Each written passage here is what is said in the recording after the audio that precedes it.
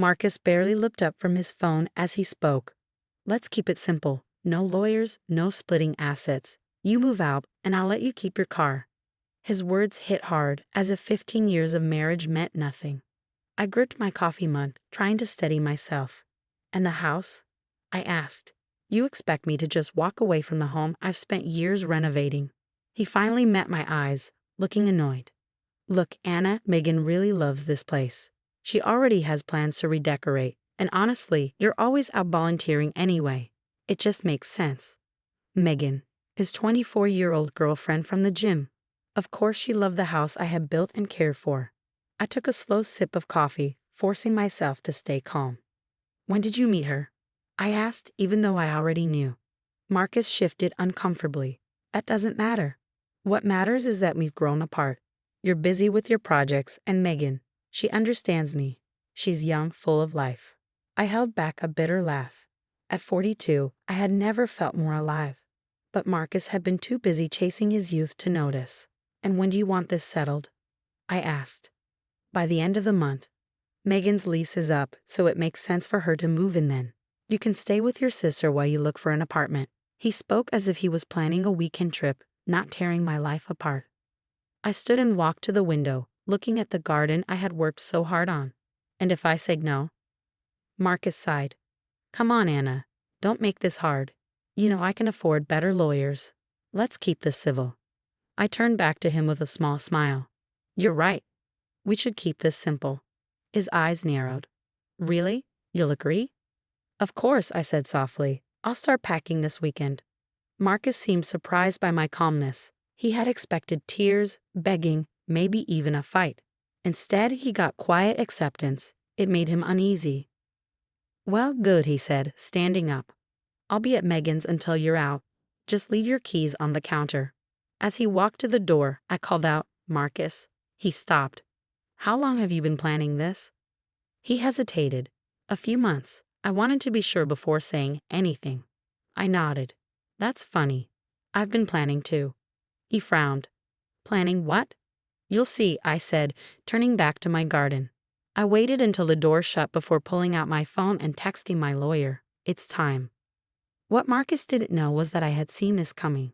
The late nights at the gym, the sudden focus on his looks, it was obvious. But while he was busy with his new life, I was preparing for this moment. I walked through the house, running my fingers over the walls I had painted and the fixtures I had chosen. In the study, I opened my laptop and pulled up a folder labeled Garden Plans. Inside were no landscaping designs, only financial records, legal documents, and proof of everything I had contributed to this home. A message popped up from my sister. Did he do it? Are you okay? I replied, yes, just like we expected. Time for phase 2. Elena had been my rock, encouraging me to document everything when we first suspected Marcus was cheating. Now all the pieces were in place. By noon, I had made my calls to my lawyer, the private investigator, and a contractor who had helped document my work on the house. Standing in my kitchen, the kitchen I had paid for while Marcus claimed we had no money, I allowed myself a moment of anger. Then I took a deep breath, squared my shoulders, and got to work. Marcus wanted a simple divorce? He'd get one, just not the way he expected. He had underestimated me for too long. That was about to change. I sent one final text to a group chat I had created months ago. Operation House Guard is a go.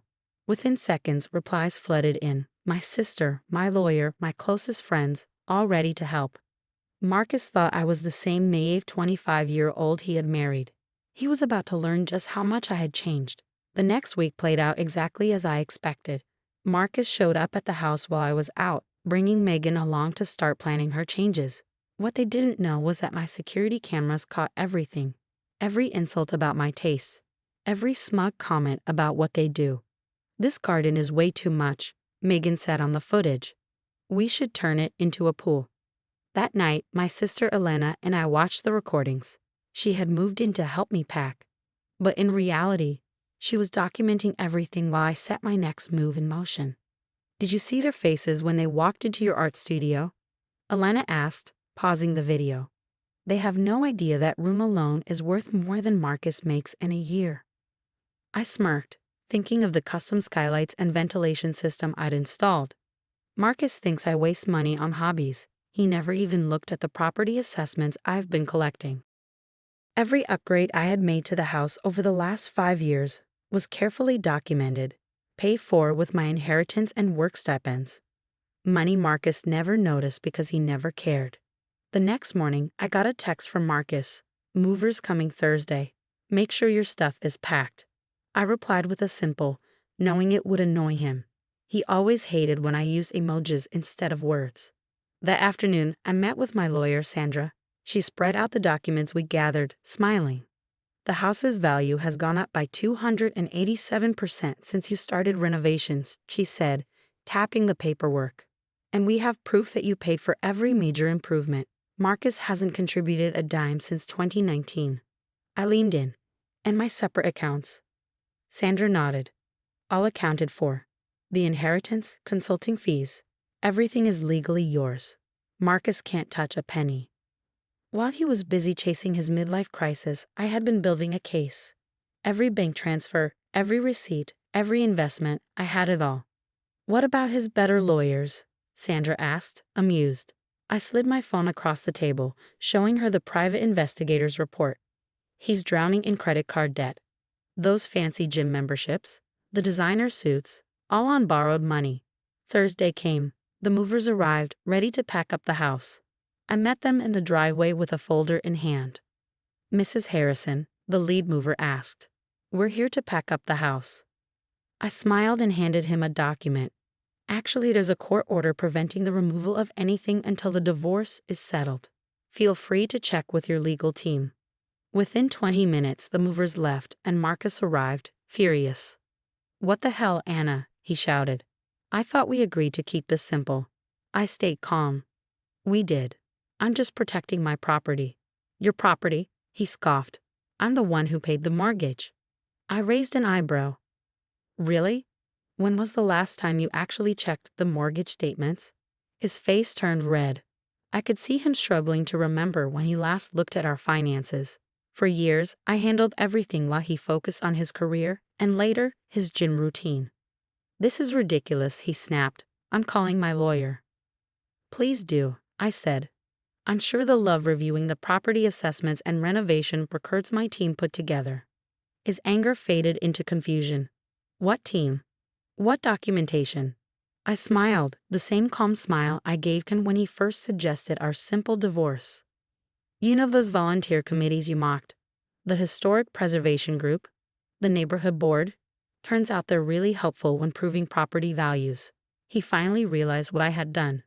For years, he ignored me, thinking I was just playing around with home projects. Now he saw the truth. I had built something real, something valuable, and I wasn't letting it go.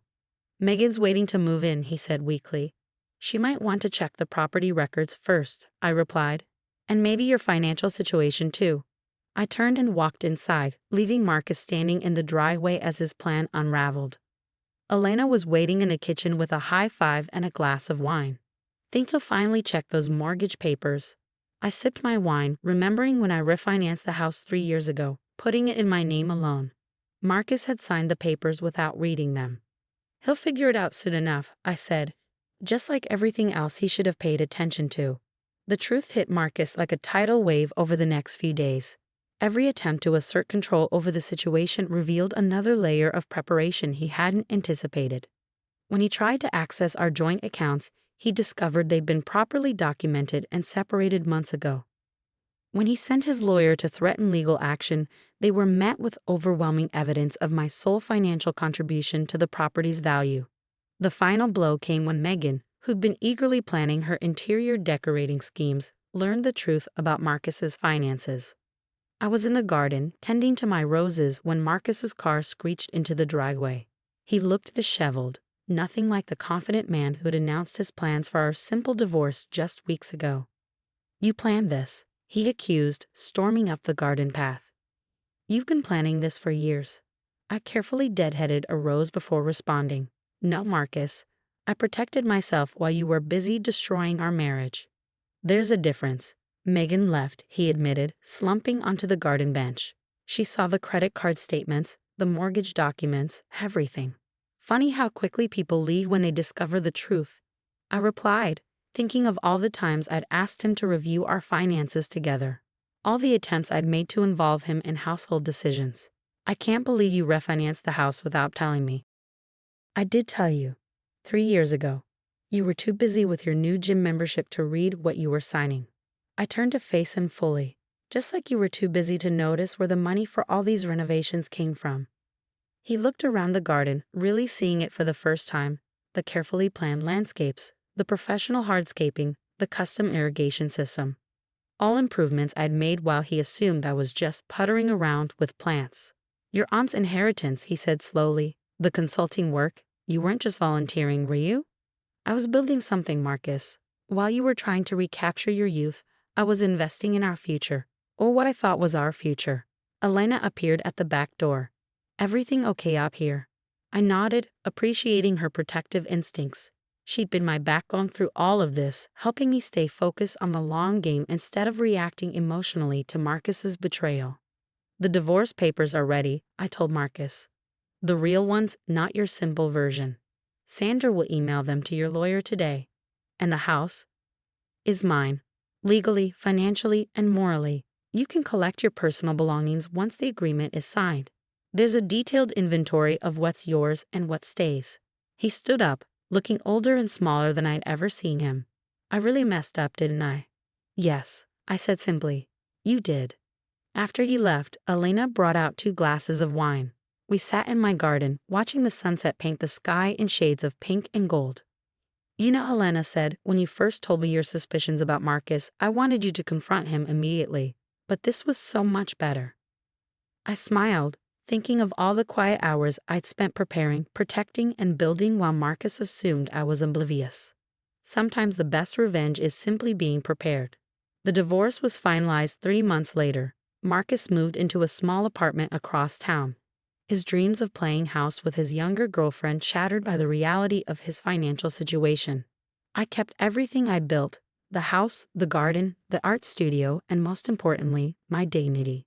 The documentation I'd gathered left no room for arguments or prolonged legal battles.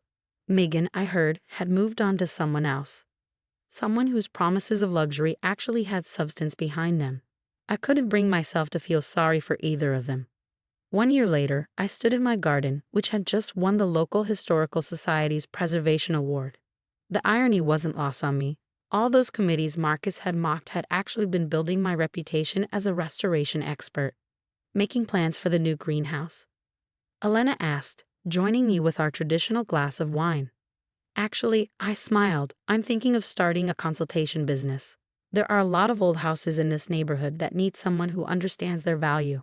As we toasted to new beginnings, I thought about how different things might have been if Marcus had just paid attention, if he'd seen me as a partner instead of a convenience.